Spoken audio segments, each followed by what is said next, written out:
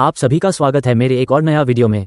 सोचिए, दुनिया के सबसे शांत और बर्फ से ढके इलाके में अचानक युद्ध की आहट सुनाई दे। एक ऐसा इलाका जो अब तक वैज्ञानिकों, मछुआरों और जलवायु शोध का केंद्र था, आज वही इलाका बन चुका है महाशक्तियों की नई जंग का मैदान। हम बात कर रहे हैं ग्रीनलैंड की, और इस बार मामला सिर्फ बयानबाजी का नहीं है। खबरों के मुताबिक अमेरिका के राष्ट्रपति डोनाल्ड ट्रंप ने अमेरिका की एलीट स्पेशल फोर्सेस को ग्रीनलैंड पर संभावित सैन्य कब्जे की तैयारी करने के आदेश दे दिए हैं। अब सवाल ये है, अमेरिका ग्रीनलैंड क्यों चाहता है? क्या ये कदम कानूनी है? और क्या दुनिया एक नए भू राजनीतिक टकराव की ओर बढ़ रही है? चलिए पूरी कहानी समझते हैं। ग्रीनलैंड इतना अहम क्यों है? ग्रीनलैंड दुनिया का सबसे बड़ा द्वीप है, लेकिन इसकी आबादी सिर्फ 56,000 के आसपास है। यह इलाका डेनमार्क के अधीन आता है, लेकिन इसे आंशिक स्वायत्तता मिली हुई है। असल महत्व छिपा है इसके नीचे दुर्लभ खनिज, तेल और गैस के भंडार, और सबसे अहम आर्कटिक क्षेत्र पर रणनीतिक नियंत्रण। जो देश ग्रीनलैंड को नियंत्रित करेगा वो आर्कटिक के समुद्री रास्तों और भविष्य के संसाधनों पर पकड़ बना सकता है। ट्रंप का आदेश सिर्फ तैयारी या कुछ और? डिप्लोमेटिक सूत्रों के अनुसार ट्रंप प्रशासन ने अमेरिका की स्पेशल फोर्सेस से ग्रीनलैंड को लेकर कंटिजेंसी प्लान्स यानी आपात योजनाएं तैयार करने को कहा। दलील दी गई कि रूस आर्कटिक में सैन्य मौजूदगी बढ़ा रहा है, चीन वहां निवेश और इंफ्रास्ट्रक्चर के जरिए घुसपैठ कर रहा है। अमेरिका को डर है कि अगर अभी कदम नहीं उठाया गया तो आर्कटिक में उसकी पकड़ कमजोर हो जाएगी।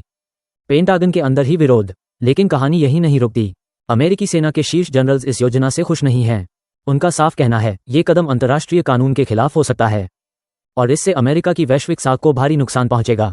कुछ अधिकारियों ने इसे राजनीतिक रूप से विस्फोटक बताया है, यानी अमेरिका के अंदर ही इस फैसले पर गहरी दरार दिखाई दे रही है। डेनमार्क और ग्रीनलैंड की प्रतिक्रिया।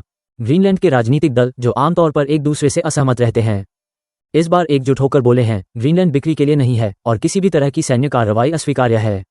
वहीं डेनमार्क ने भी हालात की गंभीरता को देखते हुए अपनी सेनाओं को अलर्ट पर डाल दिया है। यूरोप में डर है कि अगर अमेरिका ऐसा कदम उठाता है तो यह नेटो के अंदर सबसे बड़ा संकट बन सकता है। नेटो और यूरोप क्यों चिंतित हैं? नेटो के ज्यादातर देश मानते हैं कि अगर एक सहयोगी देश दूसरे सहयोगी की जमीन पर सैन्य योजना बनाता है तो गठबंधन की बुनियाद ही हिल जाएगी। यूरोप इसे देख रहा है शक्ति के जोर पर कब्जे की वापसी के रूप में, एक ऐसी सोच जिसे शीत युद्ध के बाद खत्म माना गया था। अमेरिका की घरेलू राजनीति का एंगल। एक और अहम पहलू है अमेरिकी मिड टर्म इलेक्शंस। विशेषज्ञों का मानना है कि ट्रंप इस मुद्दे को राष्ट्रवाद और ताकत के प्रतीक के रूप में पेश कर सकते हैं, लेकिन अगर हालात बिगड़े तो यही कदम उनके लिए राजनीतिक बोझ भी बन सकता है। दुनिया किस मोड़ पर खड़ी है? जो बात कभी मजाक या बयानबाजी लगती थी, अमेरिका ग्रीनलैंड खरीद लेगा, आज वो एक संभावित भू राजनीतिक विस्फोट बन चुकी है।